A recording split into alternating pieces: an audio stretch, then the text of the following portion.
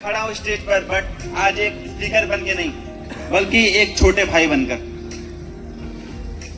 भैया आज आपकी शादी है, पर मेरे लिए आज सिर्फ शादी का दिन नहीं, आज मेरी पूरी चाइल्डहुड एक साथ याद आने का दिन है। मेरी बचपन की दुनिया का सेंटर एक ही जगह थी, घर के पीछे का बैकयार्ड।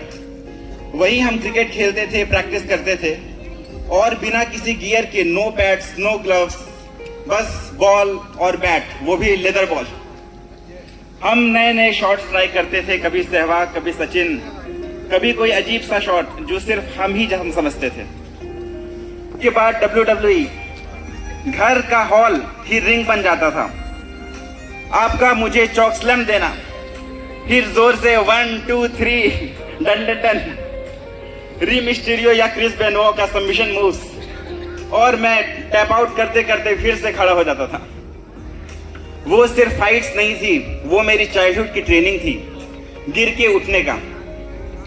भैया आप सिर्फ ग्राउंड पे नहीं, क्लासरूम में भी हीरो थे। क्लास 1 से हमेशा फर्स्ट आते थे, क्लास 3 में ध्यानचंद अवार्ड जीतना। और मुझे याद है मैंने आपसे बोला था कि भैया तो क्लास 3 में ध्यानचंद अवार्ड जीते थे, मैं तो एडमिशन टेस्ट में ही जीत जाऊंगा।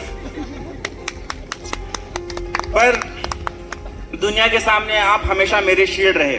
घर पे चाहे हम जितना भी लड़ते रहे, दुनिया में आप हमेशा मेरे शील्ड रहे। एक दिन स्कूल में हेड बॉय था राजेंद्र, उसने मेरा सर मेरे फ्रेंड के साथ बैंग कर दिया था।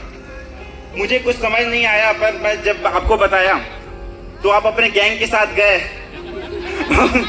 और उसे बहुत धोए। तब मुझे समझ आया एग्जैक्टली कि ये कौन है। उस दिन मुझे समझ आया भाई होने का मतलब क्या होता है। फिर आया क्लास 10 और आप बोकारो छोड़ के चले गए। उस दिन सिर्फ आप नहीं गए भैया, मेरा 24 आवर फ्रेंड चला गया। क्रिकेट प्रैक्टिस रुक गई, WWE देखना बंद हो गया, और वहीं पे मेरी चाइल्डहुड एंड हो गई। #childhood ended right there। College के बाद इमोशनल टच धीरे धीरे कम हो गया। दिल्ली गुड़गांव में हम लोग एक साथ थे, पर 3 महीने 6 महीने में एक बार बात होता था, वो भी कॉल पे सिर्फ 2 से 5 मिनट। लाइफ अपनी स्पीड में चलने लगी। फिर अचानक से कोविड आया। दुनिया के लिए वो डिजास्टर था, पर मेरे लिए भैया वो भगवान का एक गिफ्ट था। मुझे मेरी चाइल्डहुड वापस मिल गई। हम साथ रहे, फिर से बैडमिंटन खेले, क्रिकेट खेले, टेबल टेनिस खेले, और हाँ, मैंने फिर से WWE देखना शुरू कर दिया। जब आपको आयरलैंड से ऑफर मिला तो आप मेरे पास आए और आपने मुझसे पूछा क्या करूं, जाऊं या नहीं। दिल से मैंने बोला मत जाओ, पर मुंह से मैंने बोला why not, it's a big opportunity. आपके पास जाने का एक अच्छा साइड मिल भी था भैया। कोविड हमेशा नहीं रहना था, दुनिया के डिजास्टर्स खत्म हुए और मेरे भी, क्योंकि अब आप हर साल कम से कम 1 महीना के लिए घर आ सकते थे।